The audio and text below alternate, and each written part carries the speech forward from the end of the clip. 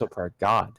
Right, but the point is, look, I'm not gonna So to I'm not commit gonna suicide is a sin, this so he was a sinner too. this is an internal critique, right? There might be issues with the hypostatic union, and there might be issues with the Trinity, but that's again immaterial to the point. The point is that Jesus was a man.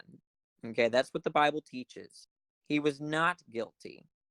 Okay, and he did I not think need to he did not need to be saved in virtue of his blamelessness. Within Christianity, the whole reason why you need a savior is built on the concept that you are guilty in virtue of your actions against God. I So think what I just want to respond to one point in that. I think when you say the Bible says that Jesus was a man, that's cherry picking. The Bible says Jesus was a man I and don't also care. part of Look, God. let me just grant that the Bible is incoherent. For in some parts, it's not important, right? I'm just giving an account. Well, I'm just saying it's important because you're acting as if he was just any other man, and it wasn't by virtue of the fact that he was part God that he was sinless. I think it can easily be cashed out that the only reason he was born sinless is because he was born divine. Look, Once again, he committed suicide. That's why he was a we heard sinner, you, because dude. We heard sin you, bro. is. We heard you. the point, it's just a strict, you can put this almost in like a syllogistic form, right? um I mean, I don't even know what we're disagreeing on exactly, but the point is that if you need to be saved, that implies guilt. That's my claim. Right, I'm just saying that the guilt is an innate and not actions That's based. I'm not saying that all relevant, humans are Claire. born Claire, guilty. it's Well, not that's what the relevant. guy's claim was, Danny. The guy's claim is that the only establishment of guilt is based on our works, and that's not what the Bible says, and that's what I'm pointing out. That's all I'm saying. I'm saying he's making claims about the Bible No, that aren't strictly true. the They could be conditions. they Look, could be true according to they're one they're interpretation, not but they're getting not it. strictly true. Look, you got Go to let ahead. me talk. Here's the distinction. The conditions to be saved doesn't reduce to works under many forms of Christianity. However, the conditions in which establish guilt do depend on works and actions on common the common form of Christianity. So there's the conditions in which you are saved, and there's the conditions in which establishes guilt. Those are different. I That's don't what he think was that's saying. true. I Well, think that the then conditions you're at odds. of guilt is established in a large majority, at least the not the evangelical community, as being original. All are Yeah, guilty from birth look, before they make work. if this original sin is so important to you, I can grant it. It still works. It works for me. It's actually a point on my side, right? Because the conditions in which you're guilty are based on some kind of innate feature of the human being, right? And The that's not conditions in which works. that's remedied, the saving, right, are different than what establishes the guilt. We've never been arguing about that. My only argument is his claim that it is works that condemn and not just the sinful nature of mankind's simplicity. I'm not arguing about what differentiates between guilt and being saved. I'm arguing that his claim, the only reason that we're judged is because of our works, is incoherent in terms of a literal interpretation of the Bible or a complete interpretation of the Bible. Maybe It's so, but cherry picking. I That's understood what Tom Tom's was saying. objection. Maybe that was a different. I already said that's irrelevant. Tom's objection. Tom's objection was that the guiltiness, being guilty, was contingent on whether you accepted or rejected Christ. That was Tom's objection, right? We I weren't wasn't talking. making Tom's No, objection. my objection Okay. is that it says that in the Bible that you are saved. It also says in the Bible that you're saved whether or not you accept Christ.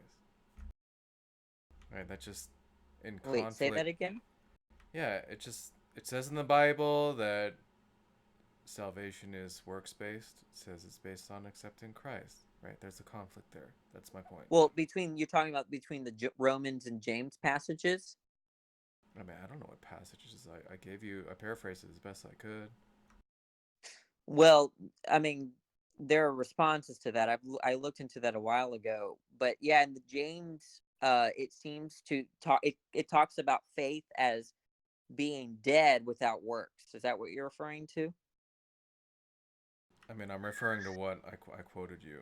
I mean, that's Well, I'm giving you the tension there in James is to say that when if we were to act in such a way where our faith is not reflected, what good is our faith? That faith without works is dead, is what the James account says. That's what you're referring to. I don't. Is that? Are you trying to quote the verse?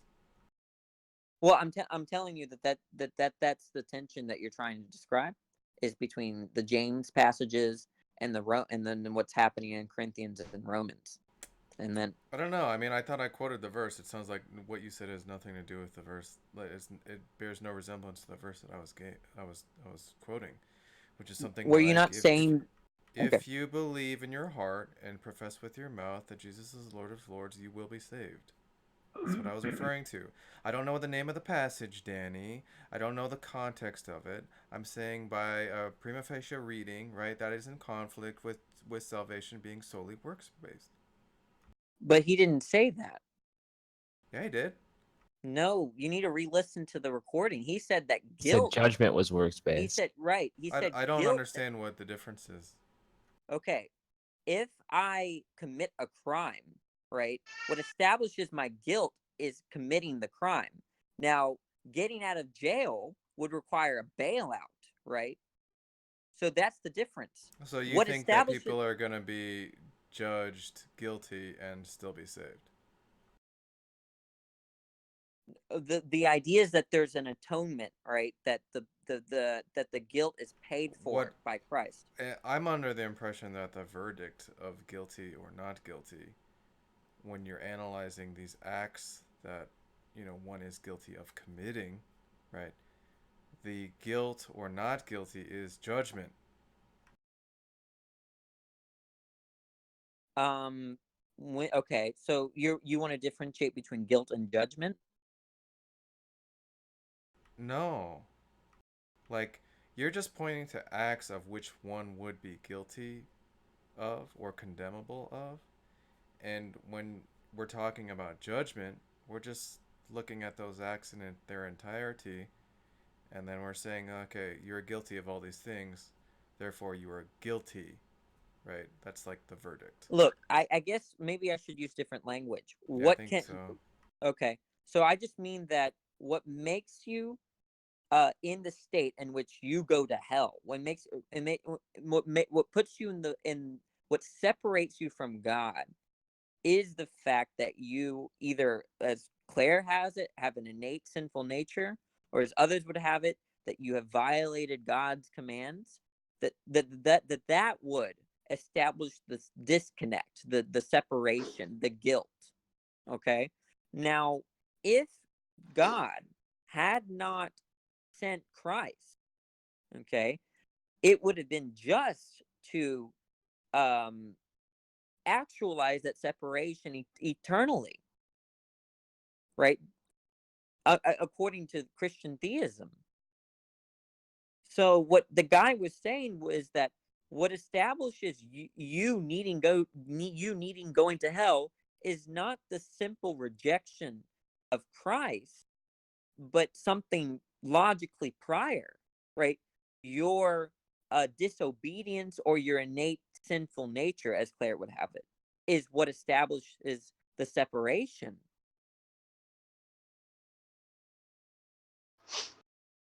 I don't even know what we're disagreeing on. Seems Well, just you want so to say convoluted. I thought you said that what condemns you to hell is rejecting Like, I Christ. don't have a position on that, right? I just think the Bible says things that are in conflict with each other. So to just say that, like, oh, I'm going to point to this verse and this is what condemns a person to hell is fucking stupid. I thought look, this is a That good is my claim, right? Bible says X, Y, Z, A, B, C, D. All these things are what determines salvation or not. And then if you just point to X and say, look, this is what determines salvation, that's fucking stupid. That's my claim. I thought we were talking about the video. Didn't he say that you Yeah, are yeah. He pointed to okay? works and said that's what salvation is No, he did determined. not. Yes, You're he not. You did. weren't listening. No, you listen to the. Even Claire backed me up on that. Right? You're not listening to the video. The video said what establishes guilt is actions or behavior. Right. It's Jesus that I don't establishes salvation. understand the It's guilt that distinction. establishes condemnation. That's what Thank he's you. saying. Say again, Claire. It's guilt that establishes condemnation, and it's Jesus that establishes salvation. That's what the apologists. So he's saying it's just for everyone to be condemned because of their works, and Jesus establishing a route to salvation is like it's something that we don't deserve. It's just a kindness God granted. So there's nothing wrong with God not granting it universally as an opportunity because we're not guaranteed it because we're guilty. He's a particularist about who deserves parole from their sentence. That's a pretty good interpretation of what the apologist was saying. You misunderstood, Tom. Okay, I still don't understand. I just think That's weird, Tom. I just think it's biblically incoherent. I don't think he's correct in saying that. I think that's what he's saying, but I think he's wrong about what the Bible says if he thinks that's what the Bible says. I That was actually my agree for the objection. most part, but I mean, I could be wrong about innate. What do you call it? I lost it. Original sin. I could be wrong with respect to that. Maybe Claire might be right to that, but still, even if I were to grant that, I would still agree.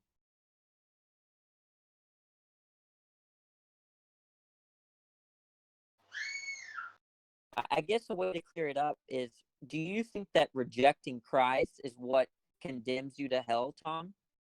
No, I don't believe in that. I No, think no, it's under all magic, Christianity. I know Danny. under Christianity. No, because I think there's conflicting criteria. So for me to What do you, say this is what I think is silly. okay. Do you think whether you accept you're a Catholic and you accept faith and good works, or you're a Protestant where you just say faith? In either case, if you reject Christ, okay, that is a sufficient under your view that the way you see Christianity, that is what establishes This is condemnation. ridiculous. This is ridiculous. You're being hard headed. And not even, I mean, because I don't know why you're saying this is ridiculous when I'm trying so hard to explain it to you. Because you're saying you think that it's faith based. I don't have a position on what It, determines I salvation, already Danny. said that I don't have to, I could say, I could establish the Bible is incoherent. I could establish the Bible is contradicting itself. You're still wrong. About what? Danny, is Tom above me on the list? Look, it doesn't matter what view you have of salvation, right? Whether it's works or whether it's faith, right? The point is that what establishes guilt is a different question, right? You think that whether you believe, where you're a Christian that just accepts faith or you're a Christian that accepts work, that whatever the denial or the not doing of one of those things is what establishes condemnation. But that's not the Christian view. What's not the Christian view? You gave it. You To gave say multiple that accounts. it is you. I think it's universally accepted that condemnation is not does not have to do with what explains why you're not saved.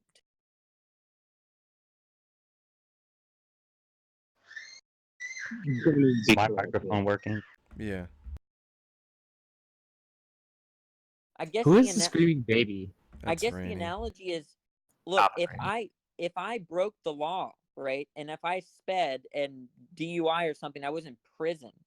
What explains my guilt is my behavior, right? But if my parents said, look, if you mow the lawn for the next 2 years, we'll bail you out. So there's the conditions for salvation. We're Now, just you're right. equivocating on guilt, right? No, it's not. No, because there is no bailing out because guilt is the verdict, and I thought we already cleared this up, and you said, "Oh, I'm going to change my language." But No, look, when I say when Jesus determines that God determines that someone is guilty, that just means that that's the verdict. okay, wait. They're going to hell. do you take okay, but what establishes them going to hell, just like in the way that establishes my guilt in the court of law, is the action. My DUI, right? So in the same way that what explains me deserving of a punishment is me getting the DUI, in the same way within Christianity, what explains me deserving of hell is either original sin, as Claire would have it, or some kind of behavior. Which would be your great great great great great great great great great great great grandpa getting the DUI. Now, the conditions for salvation, look, under the court of law, you have to pay this few $1,000s, right? And your parents come up to you. You cut off Danny.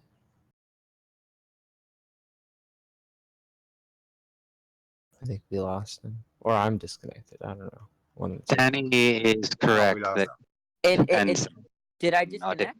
Okay, I'm back. You did, Danny. You're Okay, back.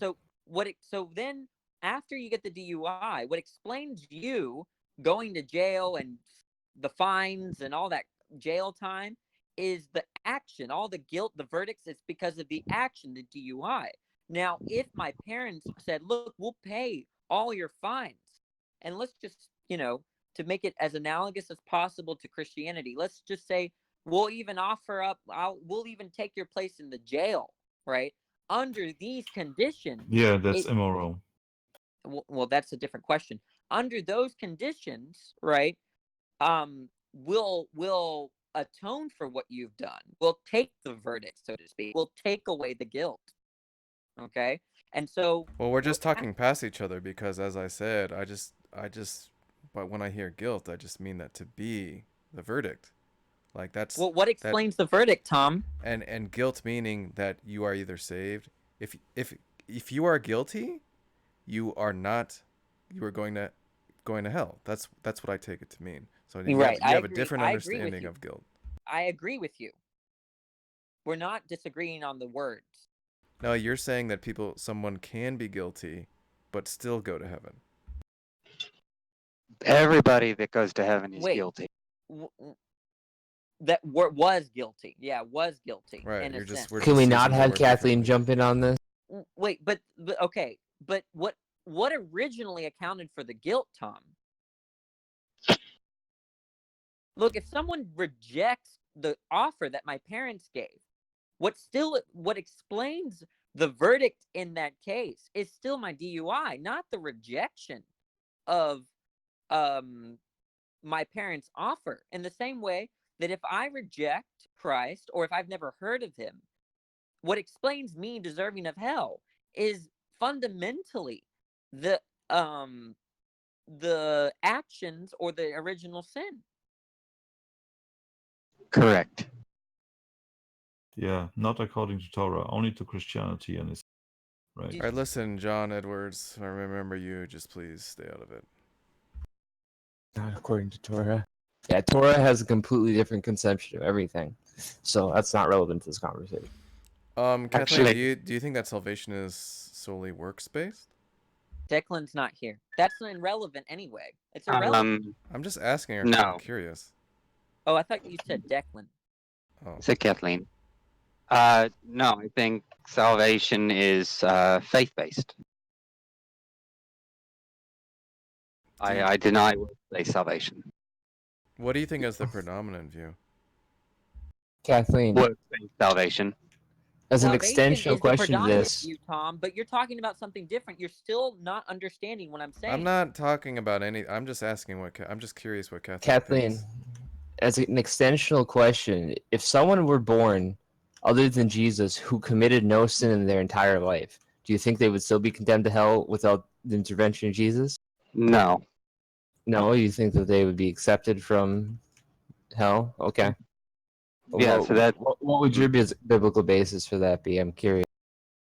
my biblical basis would be that I hold to Pelagius's view on original sin. I believe that we are born good and will sin, but we are not born sinful and then sin. Yeah, that's We have that's to be- that's to what be I understood. born That's what I was trying to explain. X, but be born guaranteed to do not X. Like that. Well, That seems like you're just saying a contradiction. No. You're not guaranteed to do X. It's just that the human You condition said you will. seems to Is a guarantee. It's a guarantor state. Well, then I'll retract the word will. I have never seen another human outside of Jesus Christ that has lived a sinlessly perfect life. But do I believe that every human has the capacity to live a sinlessly perfect life? Yes, I do. But the Bible repeatedly says, especially in Romans, that all humans are born sinful and will sin, and all humans are sinful, Can you bring and all will be judged.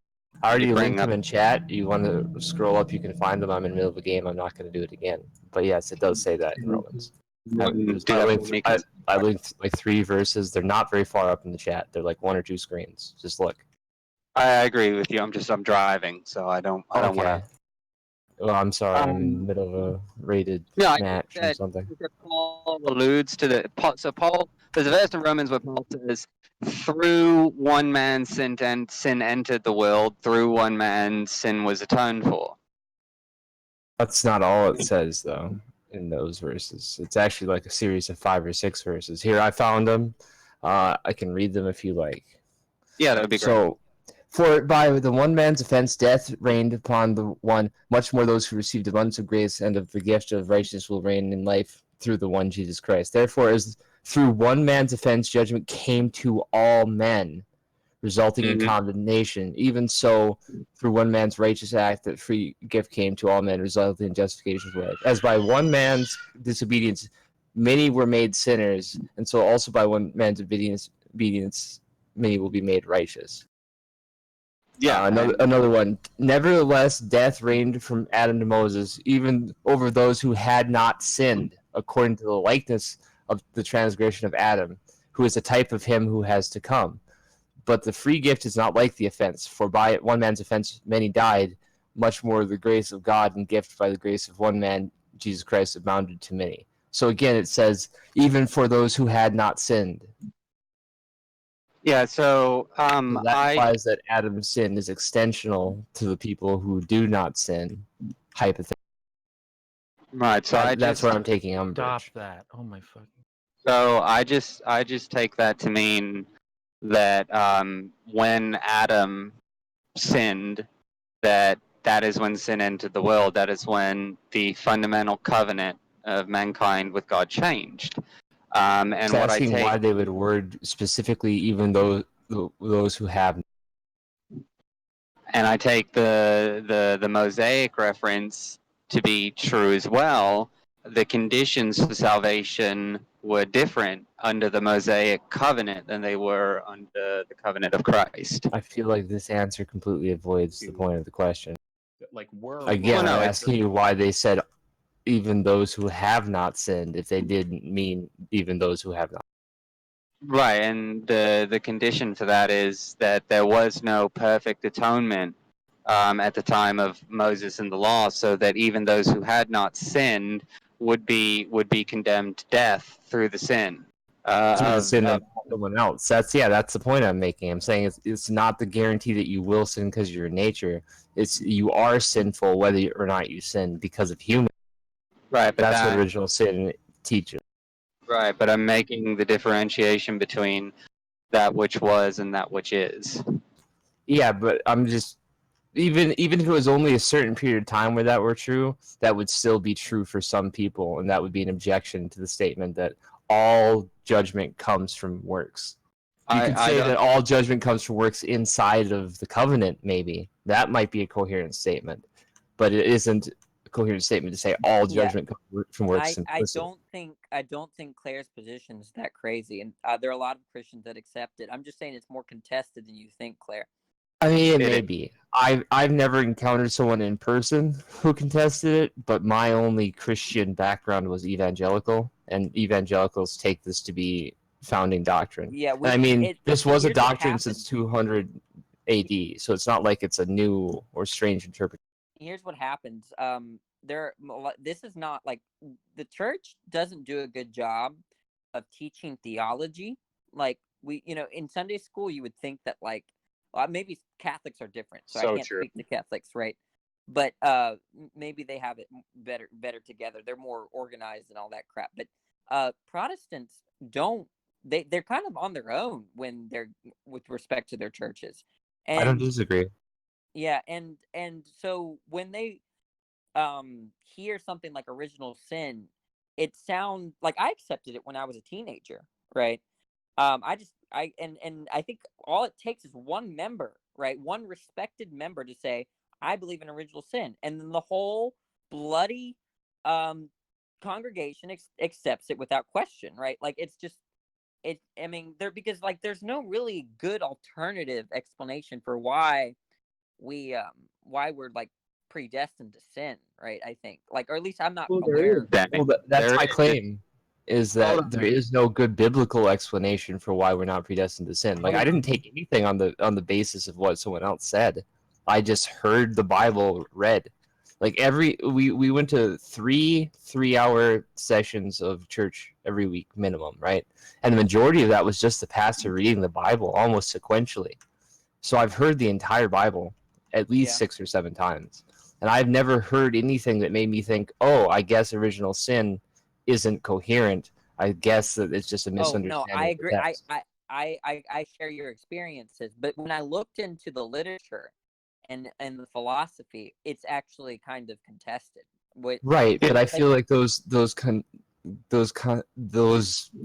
contests are based on philosophy and not actual biblical Well, hold on statements or real quick. biblical Just criticism. let me throw And this. I take Christianity to be singularly I take the Bible to be singularly authoritative in Christianity because it claims that it is, and it's the basis of the religion. And unless you have some kind of access to God beyond the Scripture, I can't see what you're appealing to. well, there's like atonement, right? And then there's like um original sin, and the way that scholars treat atonement is very different than the way they treat original sin for some reason. Like atonement seems to be a now there are different kinds of atonement, right? There's like penal substitution, yada yada yada, but generally speaking, a lot of Christians accept some kind of doctrine of atonement. But original sin is one of those that it's like kind of one of those, like, a lot of theologians or Christian philosophers are like, it can go one way or another. See, I Um, think that just cashes out in them avoiding the topic because it's very difficult to defend Christianity as a merciful or a positive worldview if you accept original sin. I think it's a bias that they have as motivated reasoners that causes them to avoid the topic, and not because they have strong arguments to well, say it's not I the wouldn't case. know. I wouldn't know, but I know that I don't think that Christianity brings a good message to the initial conditions of humanity. Right? I don't think it's a happy story. Like, we were, it's actually it's the way it diagnoses humans prior Christ and prior God, divine intervention is like very, very depraved, right? So Right. yeah, And I just feel like that there's motivation within the scholarly biblical community to try and lighten condemnation because they want Christianity to be attractive to people intellectually, right? So they want it yeah, to I don't know. seem less unfair. You could be right. I don't know. Well, if you're a biblical scholar who's a Christian, your first and foremost duty in your mind is to bring people into Christianity. So you would be motivated to try and make Christianity more sympathetic because you want people to adopt it.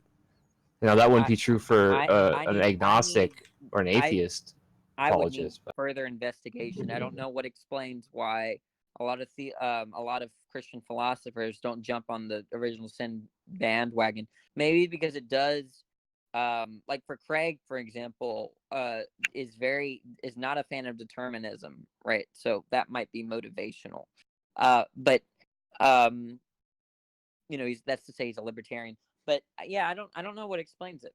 Maybe you're right. All right, hold on, because we know exactly what explains it. I don't know. So, what explains these issues is we have to understand where the doctrine of original sin comes from and its purposes. And the doctrine of original sin comes from St. Augustine. And St. Augustine created this due to his prior background as a Manichaeist. and the rejection of the hedonism of the Manichaeism. And then the further proliferation of the original sin comes from the early church fathers and their positions in a specific culture that was very hedonistic, as well as the rejection of the Pelagian understanding of the Genesis story.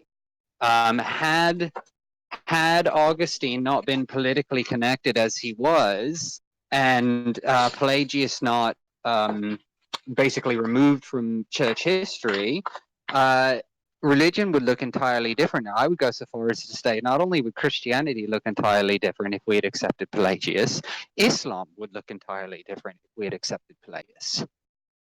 So that's where this origination comes from, the rejection of Pelagius and the acceptance of the Manichaeistic doctrine of original sin as proposed by St. Augustine.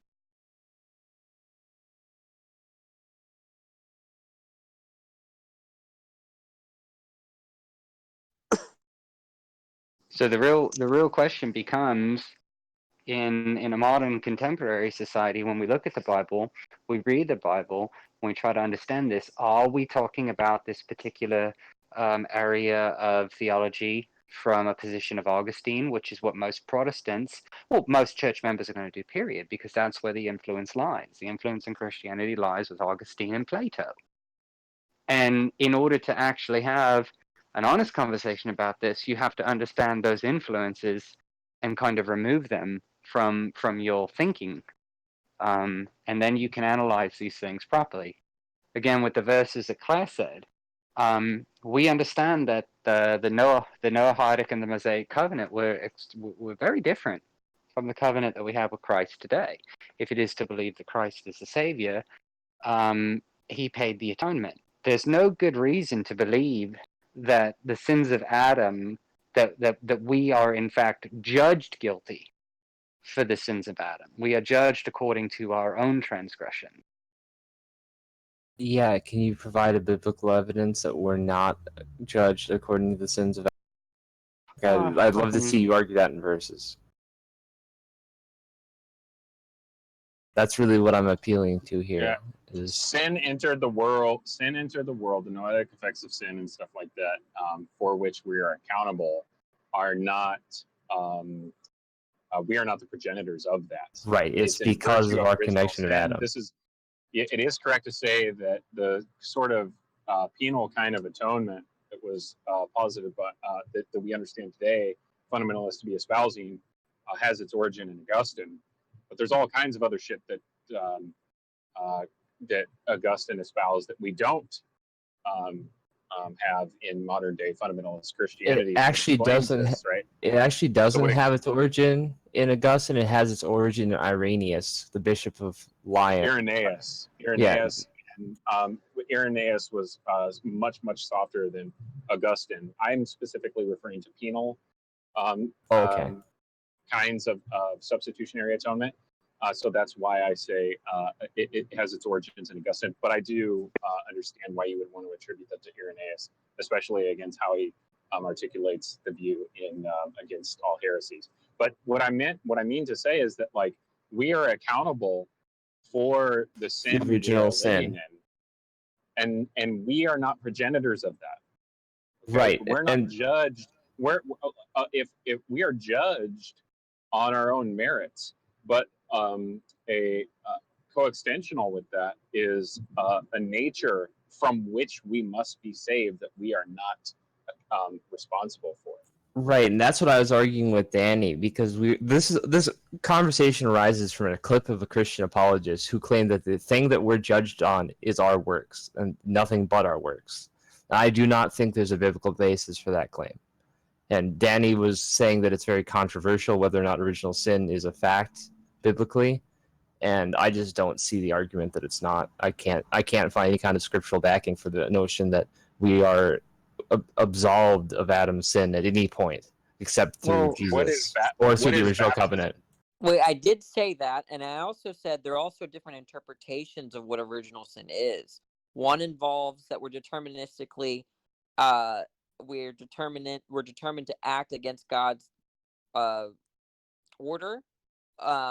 and the other is that we're sinful despite any and independent from any kind of actions. I did say that.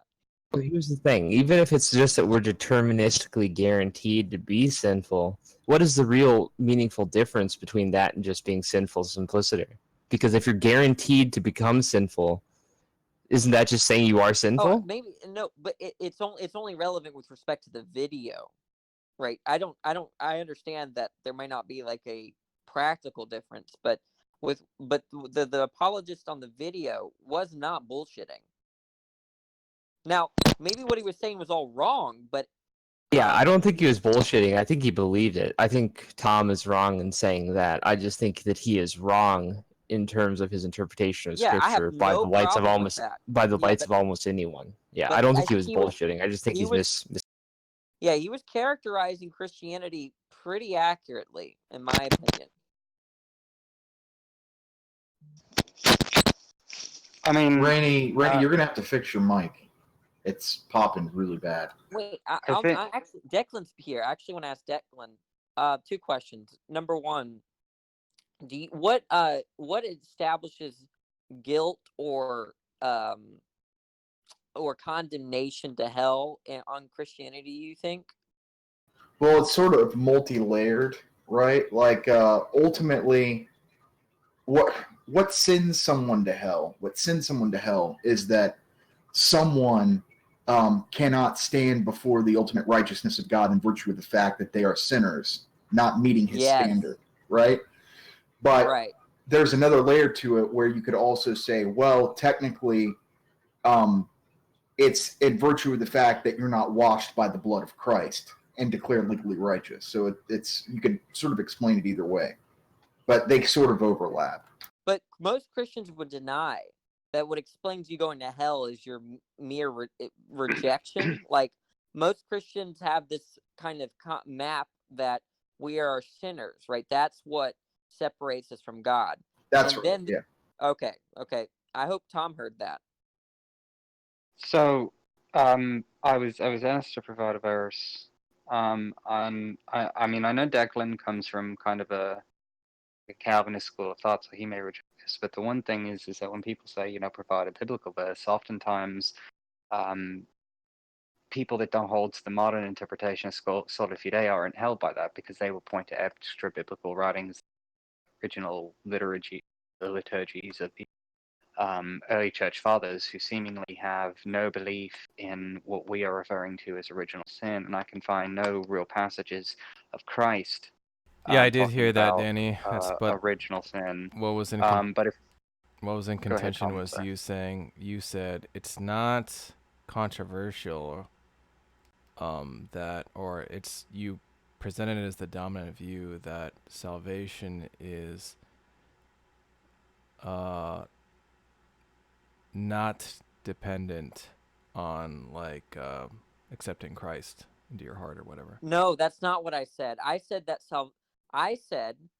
what establishes you going to hell has, according to most Christians, does not have to do with the way that you are saved.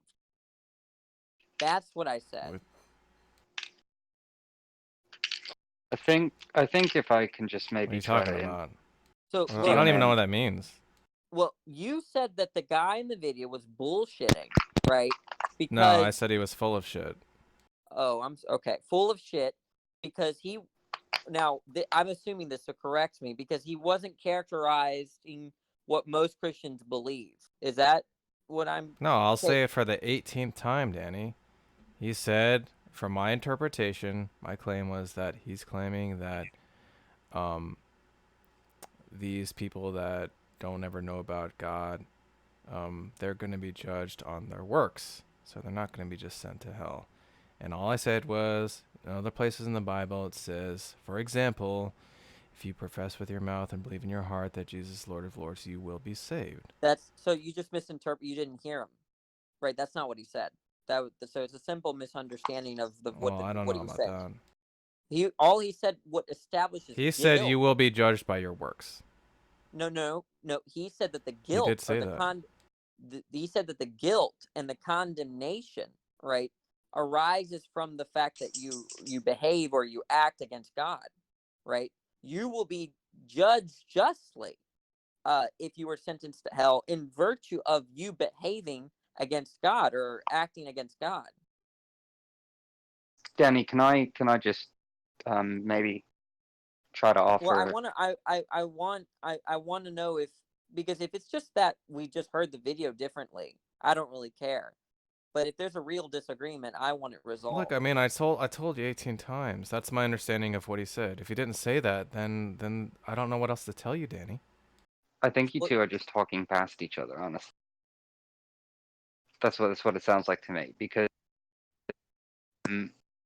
Danny's correct in that I don't think most Christians think that the reason you go to hell is because you don't accept Jesus into your life, right? The Oh, I reason don't you know go to about that. hell, I think the most reason, Christians think that.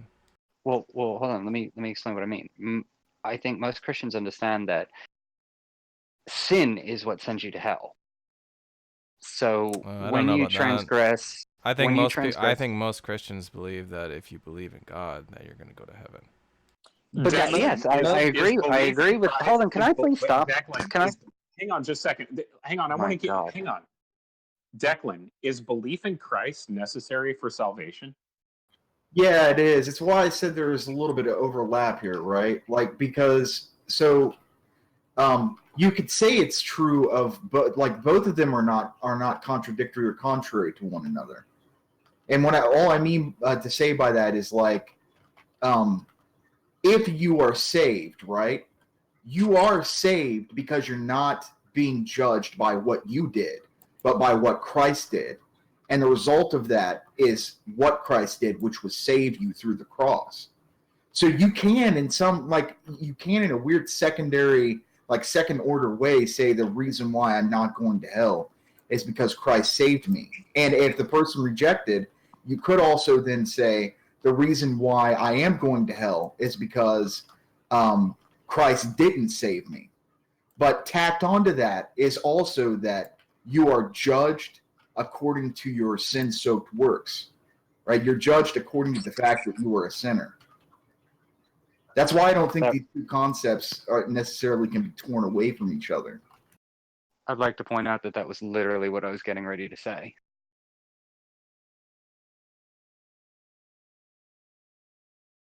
Yeah, but for someone to say that, I don't think most Christians think that. No, you're right. That's crazy. You're right. Like, yeah, most Christians are not they aren't well versed in Christian theology to be able to fully suss that out or really understand it. Like for most of them, if you ask them, they'd be like, "Why are you saved?" You're like, "Well, I'm saved because Jesus paid for me on the cross." And you're like, "Well, why is this gay guy?" Agree. You would have to give a line of questioning, and they would accept everything like that. That's what they would accept, but they wouldn't come up with that themselves. No, but I think if you asked a Christian why are you going to hell, or why do people go to hell, right? You're going to get one or two answers, right? You're going to get the first answer is going to be because they don't accept Jesus into their life, right? Which, according to the Bible, is technically why they're going to hell, because they don't have an atonement for their sins. But if you say, okay, why are you going to hell because you don't accept Jesus into your life? Well, it's because you don't have an atonement for your sins. You don't have an atonement for your guilt. That's why you're going to hell. The reason why the point of the video was whether it was unjust to condemn someone or to send someone to hell if they're not aware of Christ, or if they're not aware of that option. And that was the point of the video. And the guy said that, look, if it's the case that they're condemned in virtue of their sin, right, then it is just to send them to hell. Well, there's an easy answer to that, Danny, and the answer is that if you hold to a non-Pelagian view, a non-sinlessly perfect view, then you would say that anybody who doesn't hear the message of Christ is going to hell, because natural revelation is not enough to save you. But the secondary response to that is that God, in his mercy, can choose to save anyone he wants, regardless of our actions on earth. That's a Calvinistic view. Yeah, I don't have a solid view on it, but I know that I think there are a lot of ad hoc explanations here that I'm willing to invoke. Like, I think that God does reveal himself to to those that seek him, and you don't ever need to hear the word, the utterance Jesus, or ever have opened a Bible, I think. Well, that's my belief, Danny, but like but a that, I think that's Calvinist a or an little, Arminian's not going to accept there's that. like little support for that, but I'm willing to accept that. I think the idea is that in Romans it talks about how men are left without excuse, which means Well, that that's just through natural revelation, though. It says, that that God has made himself known through his creation, so that none are with excuse on That sets up Danny's the point. idea. That Yeah, the sets up idea. Danny's. I'm sorry, Declan. Go ahead. That sets up Danny's point. Well, I think if I'm getting correctly what Danny's saying, he's saying like, even if it were the case that someone were not shared the gospel in virtue of the fact that yeah, you cut out. Oh, sorry. Declan just cut off everybody. In virtue of the fact that that God says none are without excuse, that it's not going to matter whether the gospel share with them or not. Well, Like that's That's I what's think infuriating about this to me, is because look, if Christ is a necessary condition for a salvific faith, for your soteriology, and no man is without excuse for condemnation, then what cuts like a laser through this distinction is whether or not somebody accepts or rejects Christ. It's just that simple to me. Would you agree with this though? Because I think here's the thing, right? So let's just take the idea that Romans chapter 1, verses 12 through 30 is setting up this idea that that God is known through His creation, and that we are not with, and none of us have any excuse to deny it because we see it in His creation.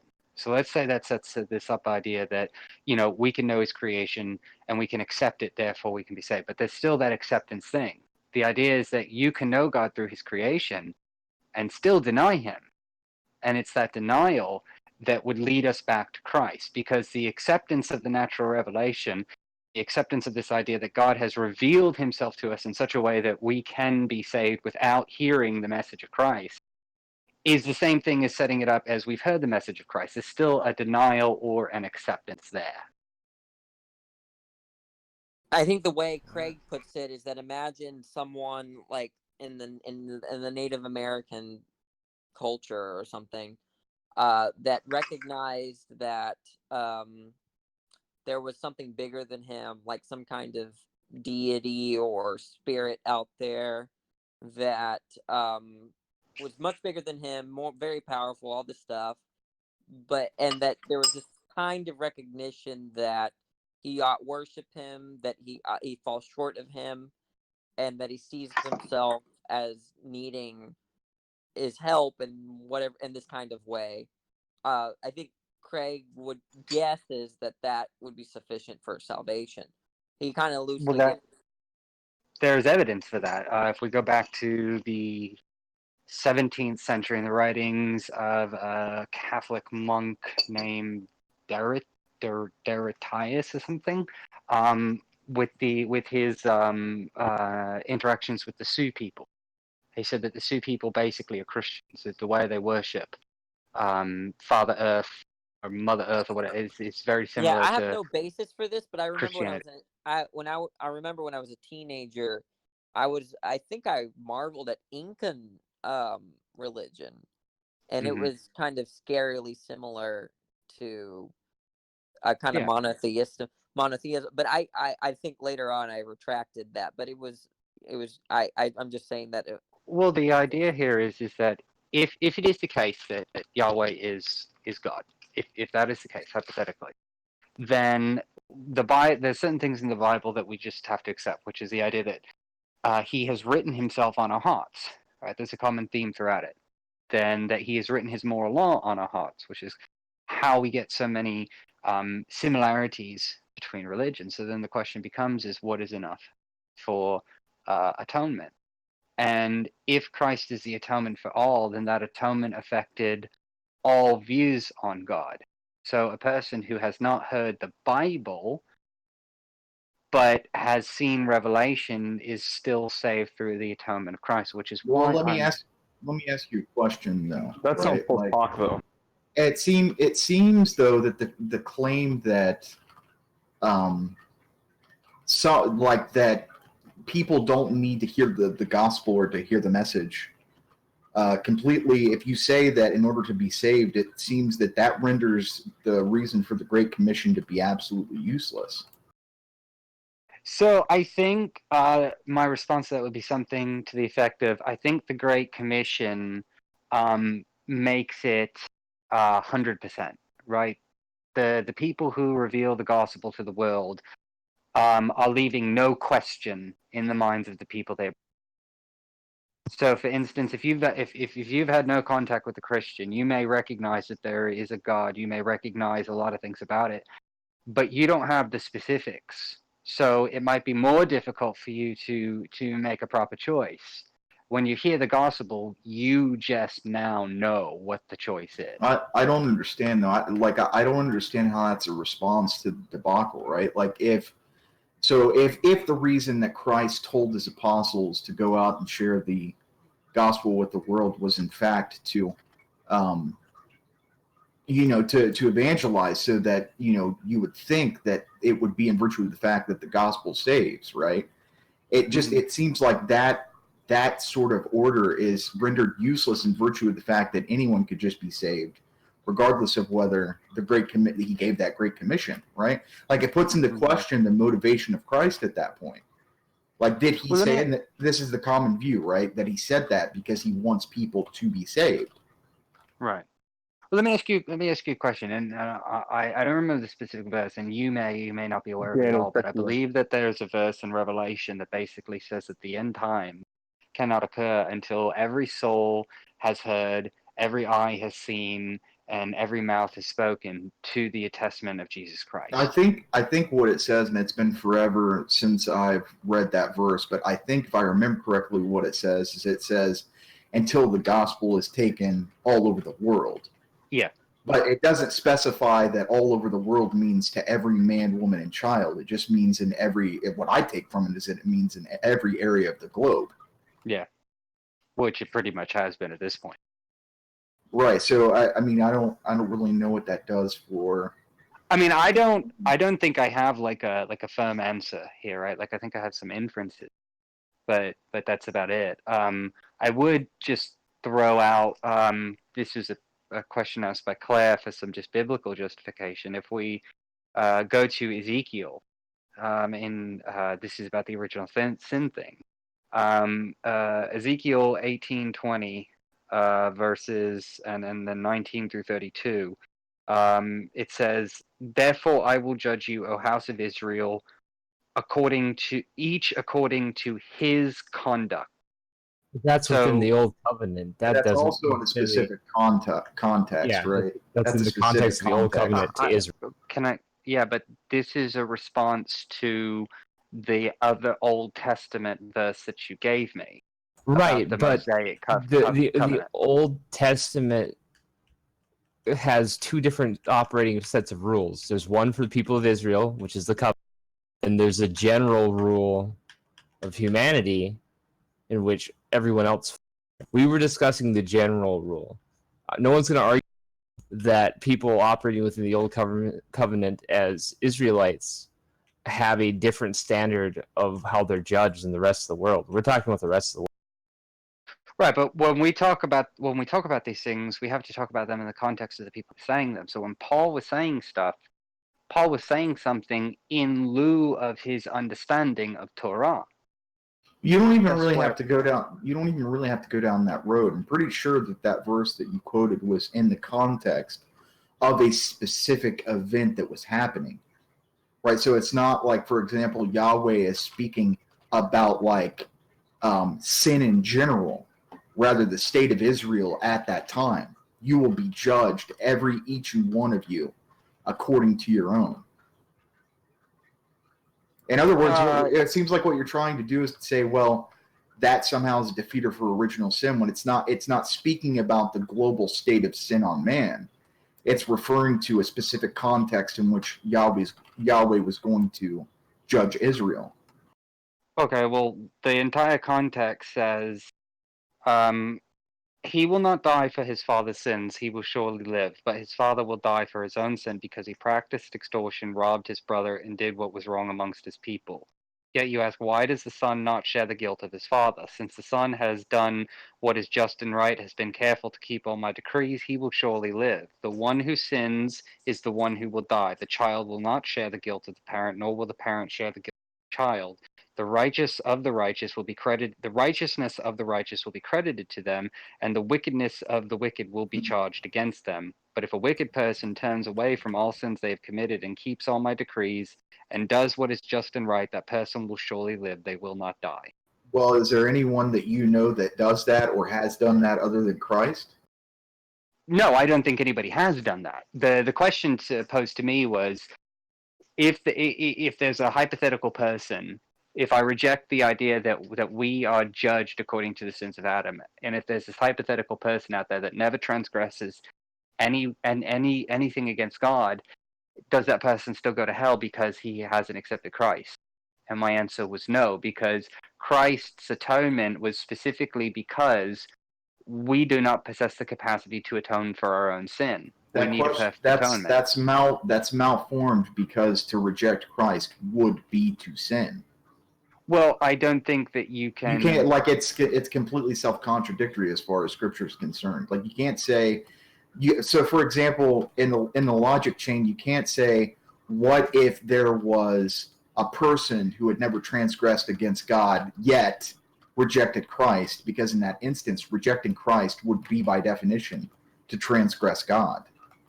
But I think we have this idea that at least it can be inferred from Scripture that we are not guilty of ignorance, which is why, generally speaking, we go to David and we get this idea of age of accountability. And I don't think that we can hold people who are in ignorance accountable for their ignorance. I could be completely wrong on that, by the way. Yeah, as far everything that I've read in Scripture that I personally read does not suggest that someone is saved by their ignorance. I mean, imagine if that were the case. I've if never that were seen the case, that forward. I don't. Yahweh would never even need to really send Christ. You could just tell no one. Just tell absolutely no one. But I don't This think goes this goes back also to the charge of the Great Commission too. Like, the worst thing that you could do, I can't remember which apologist, is to send evangelists into places where people are ignorant. Because he'd be guaranteeing a larger evangelists. The reason why we send evangelists into places that are ignorant of the message is in order for them to believe and be saved, to hear, believe, and be saved. And so that's why, like, this is all very simple to me. Yeah, it's bizarre. It's bizarre to think that original sin doesn't cover. That's right. Yeah, because why would Jesus come for all of the world? Would he come at all? Like, really, he condemns most of the world by coming. Yeah, it seems like ridiculous for the Savior to come for all of the world if not all of the world needed Jesus to be saved. That's why that's why I think the dialectic is ridiculous. Yeah, I've held this as ridiculous since the start. It just makes no. It makes me feel like the people aren't familiar with the Bible. People argue. Okay, so I first want to correct something, because I don't think we're saved through our ignorance. Right? I just don't think we're guilty of our ignorance. How do you separate the two? I mean, ultimately, it seems like you're just like splitting hairs at that point, because if in fact we know that there is a place in which you could be seen, it at least renders you immune from hell. Well, right? But that's all. But this is in context. This is only in context of one specific thing, which is the acceptance or denial of Christ. I said previously that if we are to accept that Yahweh is actually God. Actually, that's not the topic yet. The topic was why are we judged? It's not. Can I just finish the sentence without being interrupted? Because I lose my train of thought.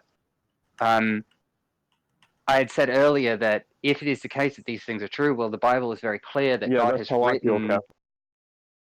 God has written a message onto our hearts, specifically that we will know what is good and bad in broad context.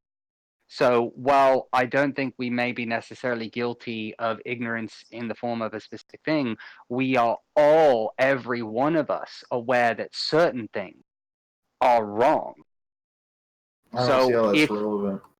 well, it would be relevant in the idea that if we commit a transgression against God that we're aware of, regardless of whether we've heard the gospel or not, we now need salvation. We now need atonement.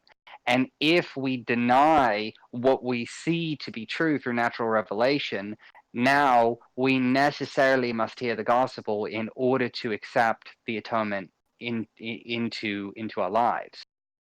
I guess I just don't see what you're saying. I mean, I don't see anything in scripture that says that like because you're not aware of something that transgressed against God that somehow you're not held accountable. I could be wrong. I don't think I've ever seen anything like that. Yeah, and I may not be making this point like clearly, or I may be using the wrong words. It may be coming out wrong. I'm not saying that this is the way. This is just kind of the thought process that's going through my mind right now. I mean, and it's partially biased by the idea that I am at least somewhat of a universalist. Consider, like, for example, the reason why Yahweh says, like in that Leviticus 18:22, right? It seems that the way he's describing the transgression against him is that it has a specific effect on him, right? That the act itself has a specific effect on him when he says it is a to'eba or an abomination to me. And the it there that it's referring to is the actual act. It doesn't say anything about the intention of the person.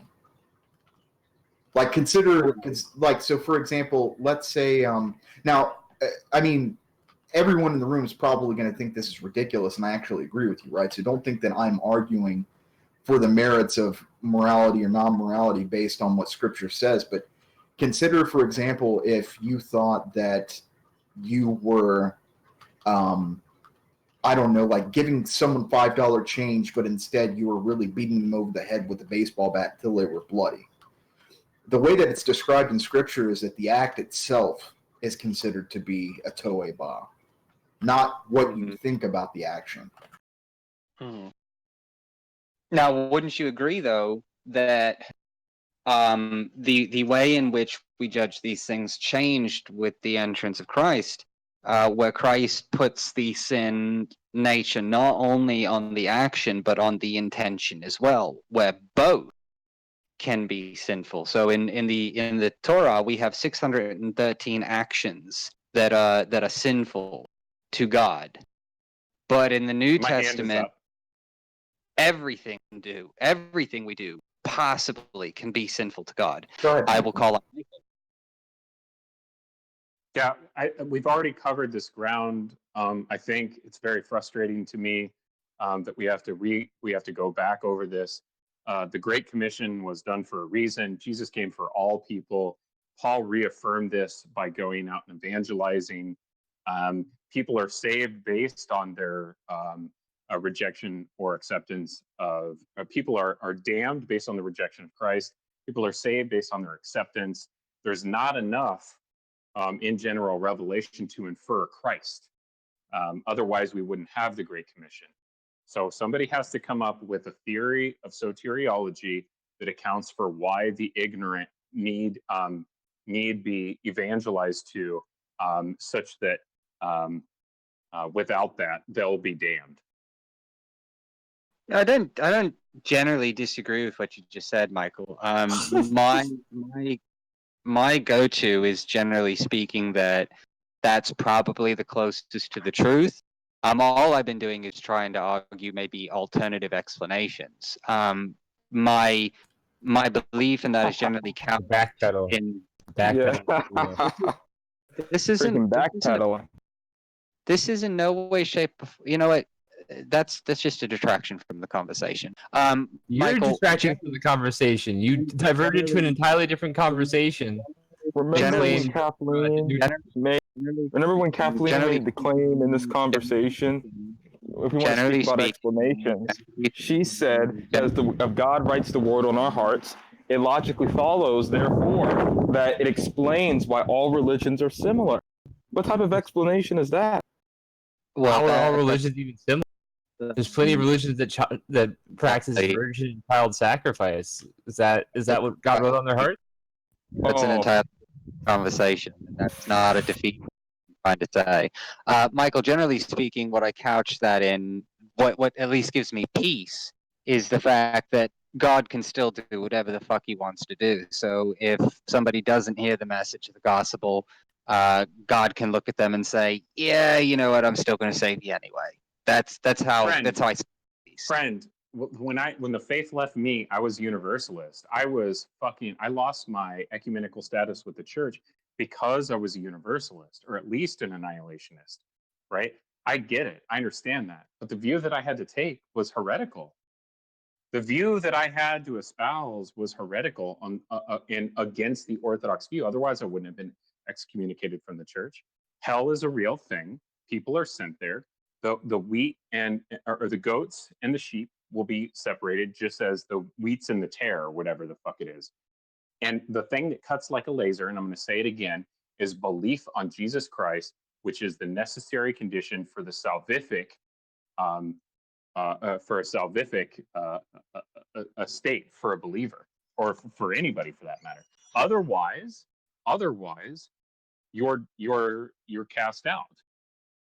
You're not a part of the chosen people. What it means to be chosen, right? So if you want to do the dispensationalist thing, fine, that's fine. If we want to contextualize it, that's fine. I agree. I think that's important, right? I'm not disagreeing with you there. But why was the Great Commission even a thing when the Great Commission was, when the person who chose, the person who was commissioned to go to the Gentiles was somebody outside of the chosen people? We need an explanation for that. I've heard nothing that explains that. I agree with you. I think the nicer, kinder Christianity is the annihilationist, or at least the universalist kind, but I don't find that in scripture or church history anymore, given the summation of church history. Well, here's the thing, though, Michael, is that, like, I mean, I accept everything you just said, except for the idea that it's a bad thing to be a heretic.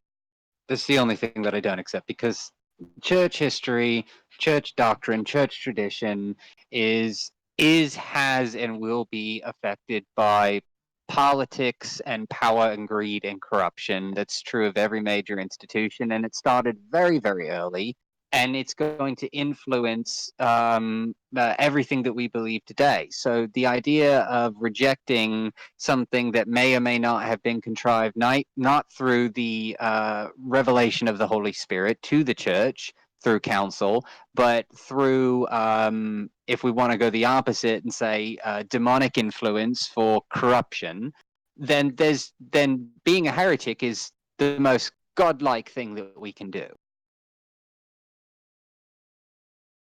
It's ridiculous. Kathleen would prefer if you practice Christianity and not Christianity. I'm actually pissed off of Kathleen right now. I understand what Declan feels like. Oh, shut up, Yuri. Nah, I was just annoyed. Nah. I was just annoyed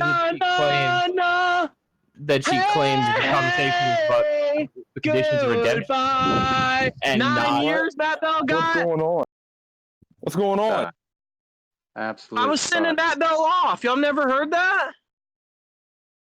Oh. We heard it. She just talked over you. Talked over 9 Samos? years. 9 years, bro. Oh my God. Look, you know, the thing is, I don't know about like what they do up there in Europe and all that shit, but do they give them like good time and everything? That motherfucker will be out in like 4.5. No, he that is his reduced time. His actual sentence is 15 years. He should have sat 12, and they reduced it to 9 because of his early plea. So that is the reduced. Oh, nice. What's his inmate number? I don't know. Wait, we need someone to get his inmate number so we can send them letters. Well, that's what he gets, you know. You never know. Maybe we'll get lucky and he'll get fucking shanked up in prison or something. We'll have to see. You know, we'll follow it closely, I guess. Yeah. Man, I'm so excited, man. He's probably locked up. He's riding the jail right now. He's on the bus. Yuri. I'm Jesus. totally putting money in his canteen. Yuri, if we got Yuri, Yuri, would you execute him if given the chance? Shamo, send all your money in increments of $6.66, or whatever the I equivalent actually, is in London money. it would that's like £200,000. The weird thing is that the sentencing said that the judge sentenced him as if he'd committed these acts himself. Now, 9 years or 12 or whatever, 6 on good, whatever the probation period is afterwards, that doesn't seem like that much for if he was to have committed these acts himself. Yeah, you're right. It seems I low. predicted he was going to get 15 years. I'm pretty excited. I thought it was going to be something low. I was going to say something like 6. I thought it was going to be 8, and so I think I might have won the bet. I said 8. I have no idea what I said, sadly. Because, that was going to be playing. Euros, I mean, if he was in Texas, they would have buried his ass. But, the Europeans are a little soft, and, it's hard to really say. And, Very I guess they have avant-garde over here.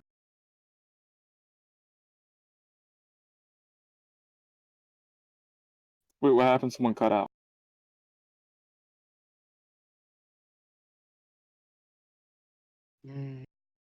Oh, no one did. Everyone just stopped talking.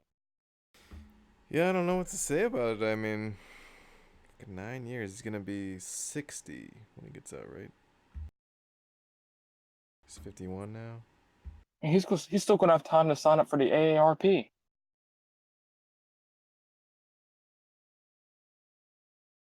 Like, his life is basically over. You can still do stuff at 60, right? Well, Yuri, when he does get out, I mean, he's gonna be a sex offender for life, and Oh, he's not going to be able to get a job. Man, that guy is... he's pretty much done, so.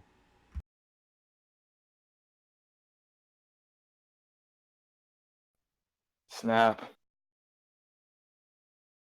I'm starting to feel bad a bit. Not really, but Fuck that shit. The fucker should have gotten 60. What'd he get? He should have gotten rot. He got Should've 9 got- years. What'd he get? He should have gotten he rot. got 9 years. He got 9 years. On spot. 9 fucking years? Yeah. Should have been Imagine if 90. that shit happened in America, JJ. Imagine if that shit happened in America, He dude. would have strung him If the he was fuck sentenced in up. America. Like, he wouldn't have survived the fucking walk. You guys seen that fucking video back from the late 80s or early 90s when the father of the girl, like, fucking shot the guy point blank with a .357 revolver as he was being, like, walked to fucking court? That shit would have happened here. Oh, okay. You're talking about a different event. The one that comes to mind is the guy whose son was molested by his karate instructor for years, and so he like waited to the airport because they extradited him from one state to another That's and the just one. shot him right. That's the same one. That's the same one I'm talking about. Well, this was his son that was molested, not his daughter. Yeah, I probably got the fucking facts Yeah. wrong, but No, that shit was the crazy. The point is, his fucking head would have been like a watermelon hit by a Mack truck up against a fucking corridor like that. Yep. If that shit would have happened here. Like, that motherfucker wouldn't have even made it to court. Somebody would have at least kneecapped him. And just to see him be wheeled into the courthouse in a wheelchair. And then he would have been offed before fucking sentencing. Like, that's why these motherfuckers have to wear, like, bulletproof vests when they get walked from the bus to the courthouse in America. Imagine him in the prison's church, just wailing or yelling at people in the church, just like trying to tell them how he knows about God and shit. Yeah, of course. He'll probably do that too. By the way, server announcement, $50 USD, either by Venmo wallet, PayPal Direct, or that sweet, sweet Amazon gift card money to the first person, first come, first serve, to get me with proof of their source, Matt Bell's inmate number and mailing address while he's incarcerated. You can check Bet Records for the details. Bro, I would love to just go up there on a visitation day. This will never happen. This is my dream, dude. To just go up there on a visitation day and just be like, just put Shamos 999 on the list or whatever and see if he comes out there. That would be so hilarious, man, just to talk with him. I bet you he would try to argue with me about God and shit in the fucking like between the glass and the phones and shit. He'd be trying to fuck with me like that. He'd be like, I didn't grant you that. I'd be like, Matt, go back to fucking jail, dude. I just hang the phone up.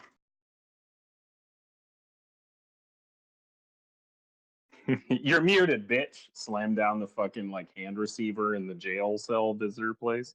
Get up and walk the fuck off. Yeah, I would love to do that. Oh, Well, this is DJ good. I mean, because Matt Bell is only into text debates anyway, so he can do that by letter now instead of his Google profile page. DGH just said that Bell, who showed no emotion during the hearing, was also placed on the sex offenders list indefinitely. That guy's gonna be on there for like forever. Yeah, in Of course. That's America, how I it don't is in know how they America. do the sex offenders list over there in Euroland or whatever, but in America, like if you get a new place of residence, you have to go knock on all your neighbor's door within like 500 yards and say like, "Hey, my name is Matt Bell. I'm a sex offender. I did X, Y, and Z." Like you have to like physically go up there and tell people. It's so cringe. Yeah, some districts make you go door to door after you move in, like Shamos was saying. You have to actually knock on your neighbor's door. Hi, my name's Michael. I'm a registered sex offender, or whatever the fuck. Yeah, they do that shit in North Carolina because I was talking to one of my old roommates in college and he was saying that like he had a dude knock on his door and say that.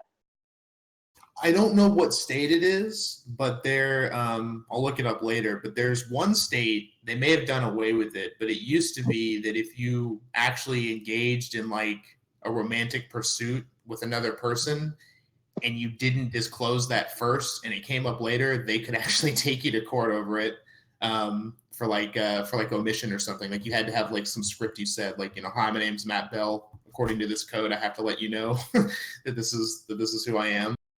I want to say it's Georgia. I've seen videos of that shit. People with those like digital doorbells with the cams on them and shit. Yeah. They've like posted on YouTube. Like, if you guys know, if you don't know about it, then you should. Nextdoor.com is a resource for you to like register your address and real name, so you don't want to get doxxed. But you can go on there and lurk and find out what the fuck the neighbors are doing. Also, E911 or resource. Smart 911 is a way for you to find out like which of your neighbors are up to fuckery, because they have to publicly report any infraction. They don't have to post the address, but they have to. So the interactive map doesn't have to have the address on it, but it's so accurate that you can zoom in to find out where the infractions are. So we use actually Nextdoor. used Nextdoor to catch a pair of package thieves in our neighborhood. That's cool. Yeah, I mean, people had photos and stuff, and they're sending it all to the police, and the police eventually caught him. The dude and the chick had like multiple laptops, and, all this stuff that just from running around stealing things off of people's porches. I know they have like weird rules in the states where like if you're like on those lists or whatever, you can't live within like a certain distance of a school. In fact, you're not even allowed to drive near there. So like you have to like reroute the routing so that you don't come anywhere near the school. And then they have other shit where like you can't be around any children or anything like that, or like if they That's find right. out that you went to some like fucking fourth graders play, you're fucking toasted. Yeah, and they'll even say that you're the dumbass that like diddled some little kids, and you got to go to door and like say, hey, my name's Matt Bell. I totally diddled some kids or whatever. Let's say everybody's just like, oh, it's our neighbor. He did that, 20 years ago. He's probably fine now or whatever. And then your next door neighbor decides to open up a daycare. Guess what you're doing? You're moving. You're moving out of the fucking neighborhood. Doesn't matter. As long as there's a commercial business where children are being cared for, and it's like a daycare, which is considered by federal law an educational facility, you got to pick your ass up and move. Wow, that's hardcore. Well, that's what you get for diddling kids.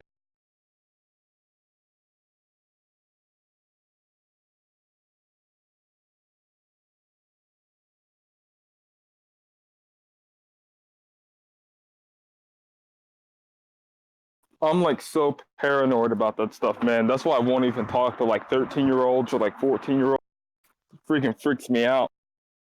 Bro, I had people telling me that about my girlfriend's daughter, like older dudes and shit that I guess have been through the ringer a few times. They're like, look, man, you got to be real careful with your, that girl's daughter or whatever. Don't hug her, don't anything. Just try to be, don't discipline her, don't just try to not interact with her. Because they were saying like, all those sometimes it happens where like the daughter will like get all pissy at the stepdad and like call the cops and claim she was molested or something like that. So they were just like, dude, you just got to be real careful and protect your interest. And I was just like, dude, she's fucking 2.5, like Jesus fucking Christ, man.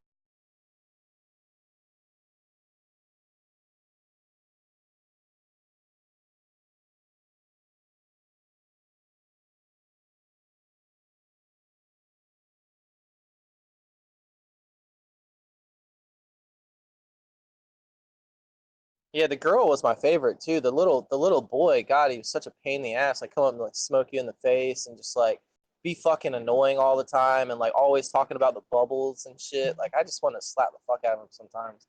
But she was cool. She would just chill.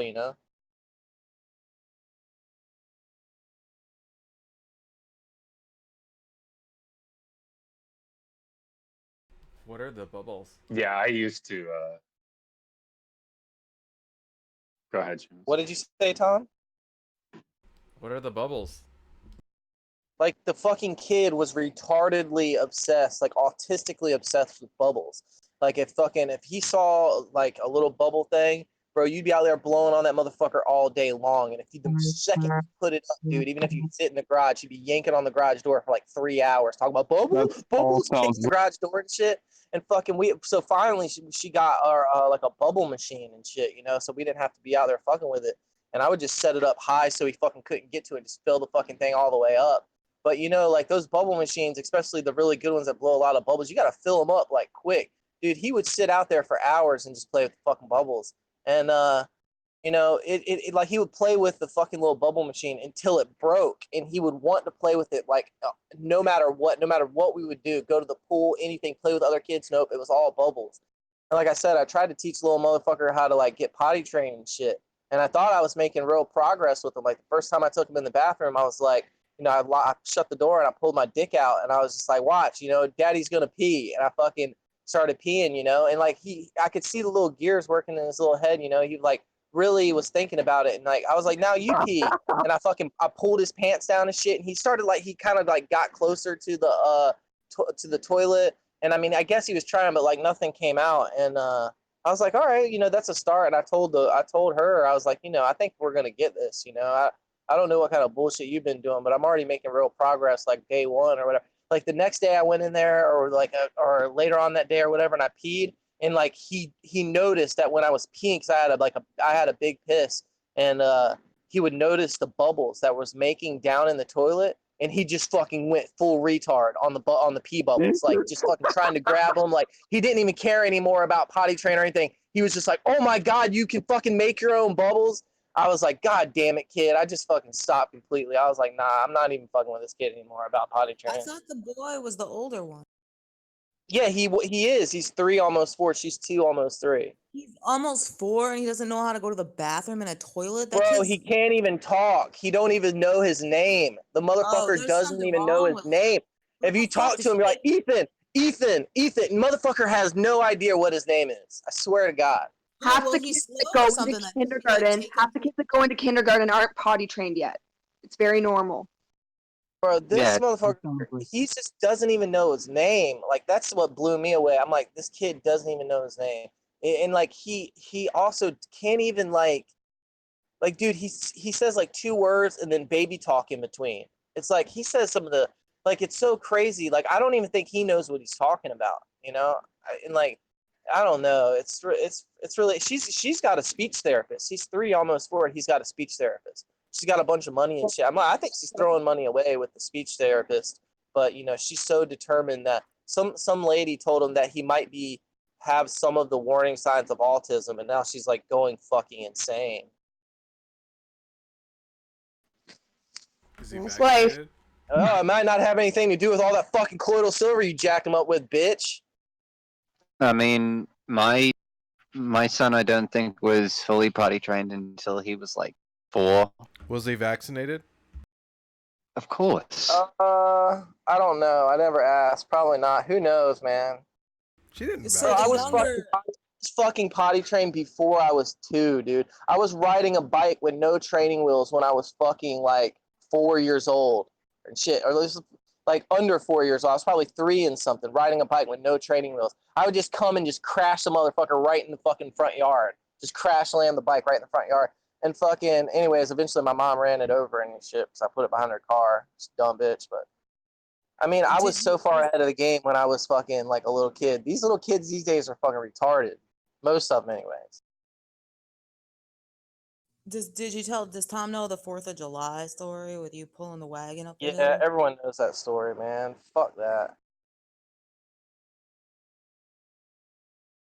Wait, Shamos, I don't know that story. You never told me that story. He doesn't need to retell it.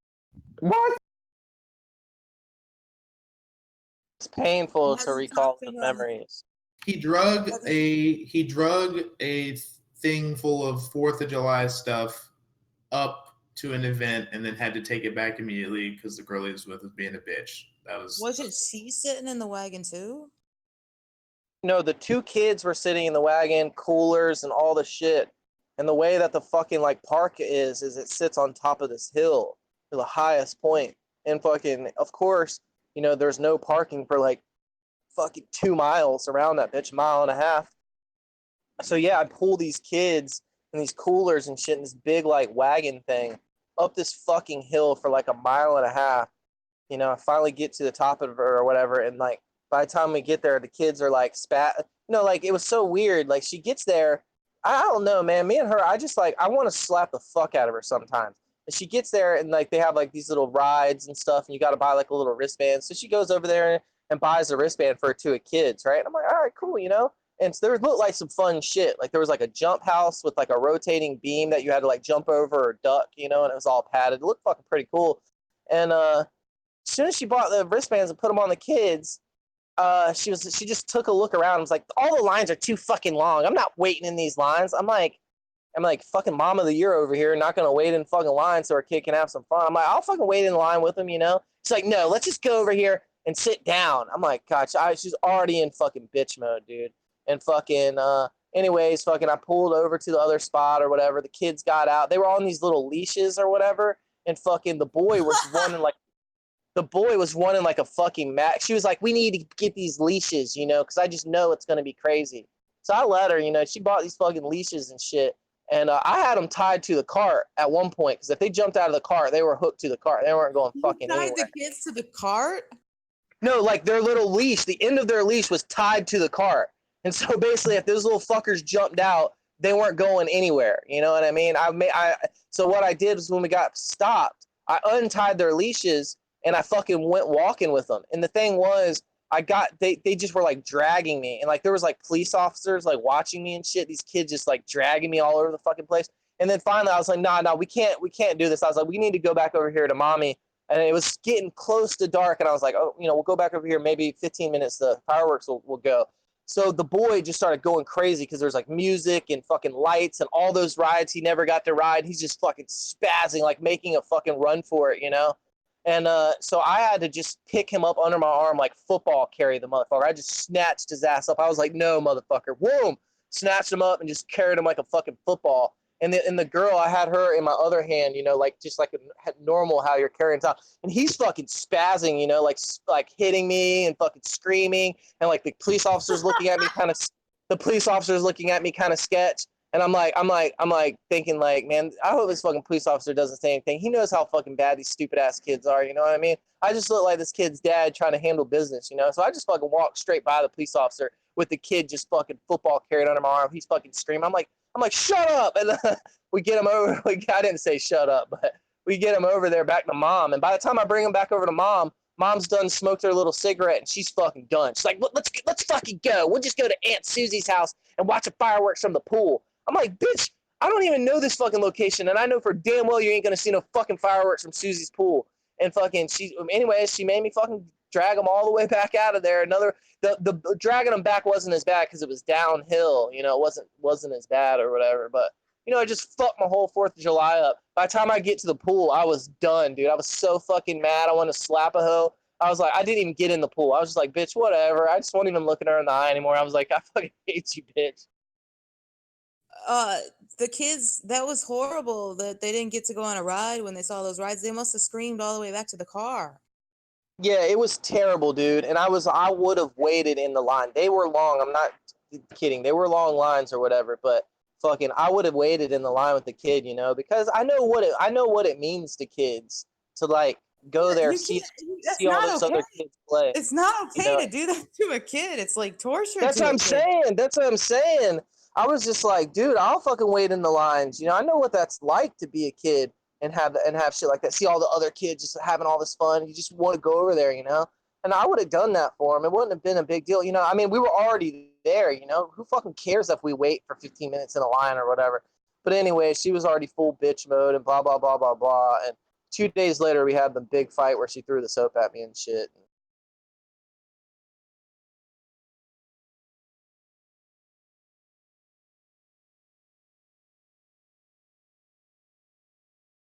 Yeah, I talked to her yesterday. It doesn't sound good for me and her. She was talking a bunch of crazy shit. Like, Did she got another guy in there already? well, she sent me a message like a week ago that she went out on a date with some guy for the first time, and she said like she didn't kiss him or anything like that, but she had a lot of fun. And I just told her to do her. I was like, just do you, whatever. I don't give a fuck, you know. I didn't say it like that. I was just like, you know, do whatever you want to do. And I'm not really stressing it, you know. I'm just gonna. I mean, I live on the beach. It's summertime. You know what I mean? I'm just gonna like shave up and go try to bang some 18-year-olds. I really don't give a fuck. You know, I'm not gonna miss it that bad. Why I'm aren't sure. you why aren't you doing the catch and cook thing? Like, is that no longer interesting to you? Because like for a while, I was like excited when you started releasing that 4K footage or whatever it was. Thing is like, I could do a catch and cook, but like, I mean, I've looked at all the really good catch and cook videos and stuff, you know, and most of the time you need like a drone to like compete and be like really good. But I mean, I could do it, but I just like, I just, you know, I mean, I have a lot of footage already I could slam together and have like probably like, you know, 10 episodes of catch and cook or something like that. But I mean, so I mean, I don't know. I just feel like I wanted to like, I was thinking about like I was trying to think about getting a drone or something. That ain't gonna happen now, but I don't know. That's the John I just been weird mentality, about it. man. Like, I'm disappointed to hear that from you. Disappointed to hear what? The John mentality from you. Yeah, I mean, I don't know. And also like I'm not really it's hard to explain with the whole Like, catch I and mean, cook thing. John has had a camera that Molly bought him for like literally like 2 years now. It's like, oh, I need my YouTube channel. Well, what do you need? I need a camera. Okay, I got the camera. Then he just sits on it because like, well, what's stopping you? Well, I need 4K. I need 4K. I need a GoPro. I need a gimbal. It's just like, bro, dude, just fucking make a goddamn video, man. Yeah, that video of you like going like, you know, just chilling, just like going to the fucking carnival on the ride and like, you know, diving in the fucking ocean and watching the sunset and shit with the music in the background. All that was dope, dude. Like and you for a while there were like doing the whole catch and cook thing where like, you know, you were only eating shit that you could like you know, catch yourself or make yourself, you know, which was I was all excited about it, dude, Like especially when you for released that last example, video. I was gonna do some of that. I was doing good early in the season, like early in the summer and stuff, like May, June, like late April, May, and June. I've got a lot of really good footage from then, and then I kind of fell off. And like I was gonna do catch and cooks, but the thing is, like I got one like in late May, I was catching a ton of striper out of season, like illegally, and I was eating them, and I got footage of me like catching them, and some pretty good sized ones. But I was like, man, I can't do a catch and cook with illegal stripers, you know? And I sat there and I ate striper like every day for like 3 weeks. And I just like that kind of like fucked me up because I'm like, I can't do any of this, you know? And And like I wasn't really trying to go anywhere else and get fish because striper is one of the better fish around here to eat, and I was catching them every cast. So I wasn't really pumped to like try to go target some other fish for a catching cook episode. So that kind of like set me back. I don't know. I could do. I could do it. The thing that bothers me about it is that like Ace Fishing, all these guys like Catch 'em All Fishing, their videos are so fucking easy to make that it's like low effort shit. Like it's like basic. They don't even really put much effort into editing. Like look at Catch 'em All Cooking or Catch 'em All Fishing. That guy doesn't even edit his fucking videos, and his fucking intros and outros are trash. And yet he's got like hundreds of thousands of subscribers. He doesn't have to work. He makes bank on what he does, and he's gone so fucking far. And this guy lives in some shit suburb in fucking Florida with like like all the guy has access to is like retention ponds, right?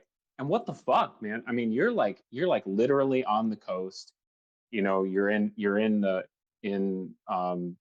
perfect position to like actually produce some high quality shit. And so I was like pumped for you when you were motivated to do that. I think you should just like try to get motivated in doing it again. Even if the first fucking couple of videos like are trash on your view, you can present them here and we can help you like, give you ideas for things to do and stuff like that. And yeah, maybe you do have a bunch of illegal footage of you catching stripers or whatever, but save that footage for another video when it's fucking in season, and then publish that shit when it's in season. That seems like fucking reasonable to me. I mean, I still got a lot of footage. I don't have a lot of like me cooking fish, but I do have some. I mean, I have a decent amount of footage of me like catching like for about a week in early June. I was running around, and what I was doing is was like I was catching fish, and then I was catching them on video, filleting them on video. And then I would take, after I was done filleting them, I'd take the carcasses down to my crab pot and throw them in. And I had this like really cool system for like a week where I was like eating fish every day. And I would clean them on video, catch them on video, and then I would like go over to the crab pot. I had like fucking so many fucking crabs in there. It would have made a good video because like I was rolling, I was perfectly not buying any food, catching plenty of fish. I had plenty of crabs. Like I actually felt good because that's what it feels like to like really be on it, and fuck me, man. I look Shamos, brother. I just looked because I've been following Catch 'em All since he was like 30,000 subscribers. I just looked at his fucking YouTube, his shit YouTube channel with his shit intro, shit editing. The guy's got 1.9 million fucking subscribers right now. Right now, I haven't checked it in like a few months. Like you could be riding that wave, man.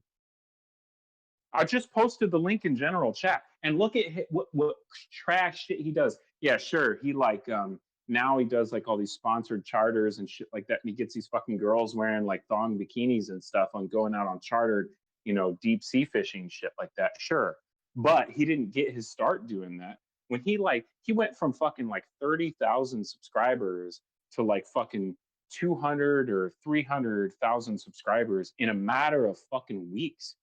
People will sit there and watch video after video of like coastal foraging and like catching cooks and shit like that. And I promise you, after you watch this guy's videos, like early videos, you'll see that like the quality of video that you linked me to, or at least allowed me to watch, is 10 times fucking better than what this guy got his start on. And this guy's at a disadvantage, like I said, because he's fucking schmucking around in some like, retention ponds in his early days. He had fucking fish, like he was keeping fish in a kiddie pond in his fucking backyard, right? What the fuck? You had videos, high def videos of you like diving on shipwrecks and shit like that, snorkeling over shipwrecks and fucking spearfishing. I have some insane footage of me diving early season in like May where I literally, there's like probably like 70 or 80 giant triggerfish on the small wreck. And like I've got some of the coolest video where like I dive down and I'd already speared like 5 or 6 of them, and so I was just diving down trying to find a sheep's head in the mix. And like I was like literally within touching distance of these fish, and they're just everywhere. It just looks like an aquarium. I've got some dank footage that like if I took the footage from the last 4 years and edited it together in like for like some of these videos, I could literally put out like 10 smoker ass videos, like 10 just really sick. Seamus, you videos. really should. That's I what mean, I'm talking listening to about. What all would you? this, listening to all this. I mean, this just sounds amazing, Seamus. You gotta let this out. Can't keep it to yourself. The thing I mean, is, what I too, could man, you do, can't drop it all what at I could once. What you do, do is like take your footage, just real quick, and then I'll shut up. If you've got a bunch of footage and you can produce a bunch of videos, don't let it all out at one time because the algorithm is favorable to people who are regular posters. So if you do like twice a week and you like stick to that schedule, say like publish on Tuesdays and Fridays, like every week, or even just once a week, or you would be fine in hitting the algorithm. And if you've got 4 years of footage, make 10 videos of high quality, sick ass fucking videos of you essentially just spearfishing in what is otherwise a really aesthetic aquarium that's in essentially your fucking backyard. Just release that shit regularly, schedule it so that it hits at the same time, the same day, every week or every other week or whatever you're comfortable with doing so that you can slowly gain popularity and subscribers because that early on shit is what really matters. How effective you are in the early game is what gets you recommended in the algorithm. Sorry, Yeah, I'll and shut up now. Seamus, I mean, I'm sure there's plenty of people here. Like, I mean, I don't want to name names, but some people in here that could even help you with some of the video editing. I've got the video editing down pretty well, actually. Like, I don't think I would need any help on the video editing. That's good. So I've got that down really good. So I mean, the thing is, like, I got so much footage. I think the last time I checked, between like diving, fishing, and like that surfing and stuff like that, I had somewhere around like 130 hours of footage or something. It's fucking a ton of footage, and like I think it's like 7 or 8 or 9 micro SD cards that I have full. And like I have most of them in such a way that I know which ones are early and which ones are late. But I was thinking I could go through and take the footage and like uh take the footage of a diving one day and then have me today, footage from diving from a year ago, and then pretend like I did it that day or something, and I'd be like, oh yeah, I'll take a footage of me like talking like, hey, I'm thinking about going out to the shipwreck, see what we can do, and then I'll cut to the footage of like a year ago where I actually go out to the shipwreck and kill it or something like that. If I did that, I could probably exactly put right. out like 10 or 15 videos, like That's all out exactly of what you. That's right. Yeah, that's exactly what you want to do.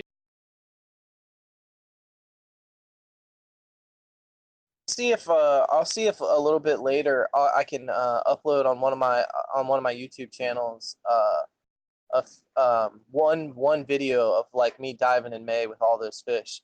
Like I remember when I got that footage, I was like, this is literally the best footage I'm ever gonna get, like ever, And I was like showing people, and people were so impressed with it. And if you look in the one video that I have, let me see if I can post it. The one video that I do have, there's some footage of those triggerfish in that video, but it's only very, very little footage. Let me see if I can post you guys a video.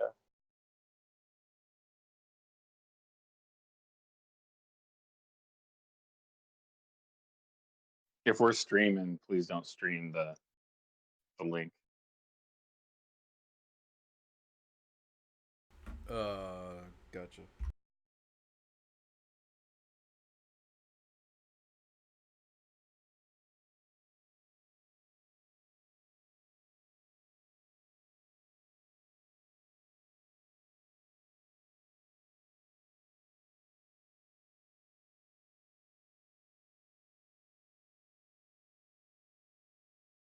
There's a video. If you look, I think there's like two, maybe three small cuts of me diving on that day with all the trigger fish. Like you'll see me dive down and you'll see like a million fucking fish. And I have of that day. I think I have an hour of footage of that day.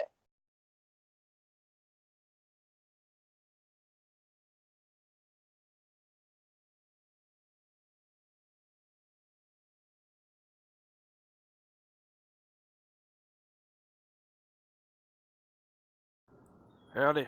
Yeah, but every bit of that footage was me doing the stuff like fishing or diving or whatever, me taping it with the GoPro and then me editing. None of this footage is anyone else but me. Shamos, you like catfishing?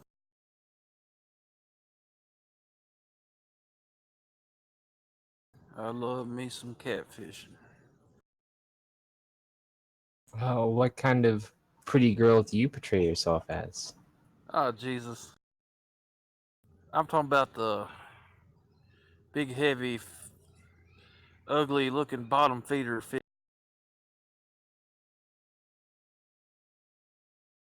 No, I wasn't asking you how you describe yourself. Ah! Got me again.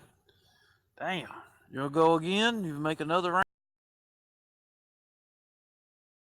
What else you got for me, Claire? I don't know.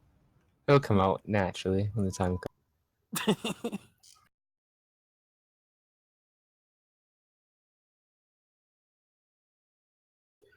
Good times, good times. Y'all having a good day? I don't know.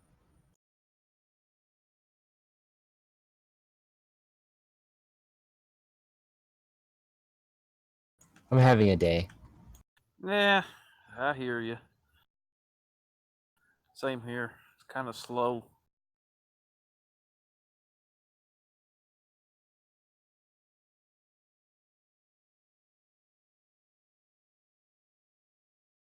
Yeah, if you go to that video around the 1 minute mark, you can see just so many triggerfish within like, I could literally reach out and touch some of them. They were so close to me.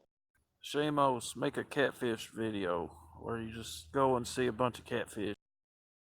We don't catch a lot of catfish where I'm at. Like you have to go about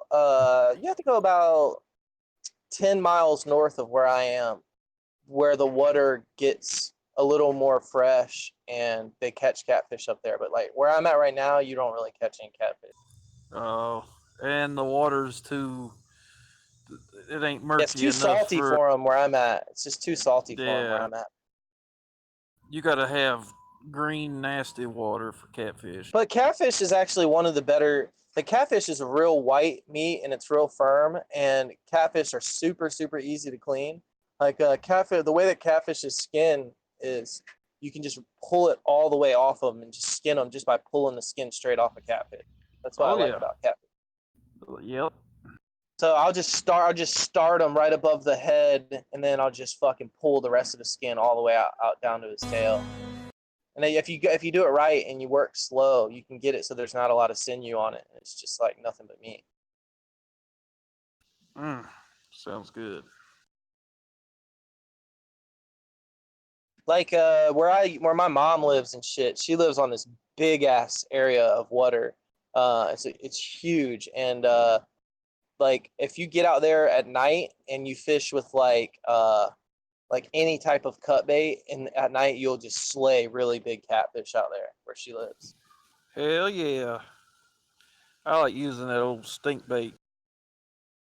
Yeah, that's like the only fish we could really catch out there. So we'd do it a lot. We'd go out at night and try to catch a bunch of catfish and stuff.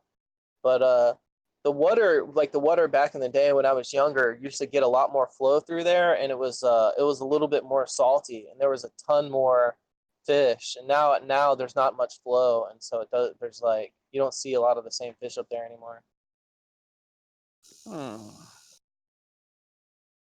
Rainy tofu is not a dessert. Yeah, Come Rainy, on. Rainy, did you see my video, Rainy?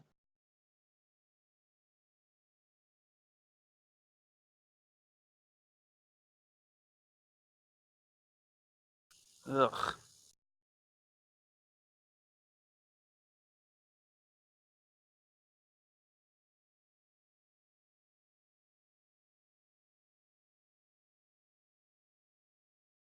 Are we still alive?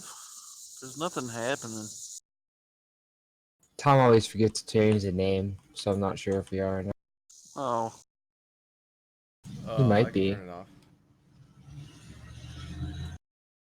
What'd he say?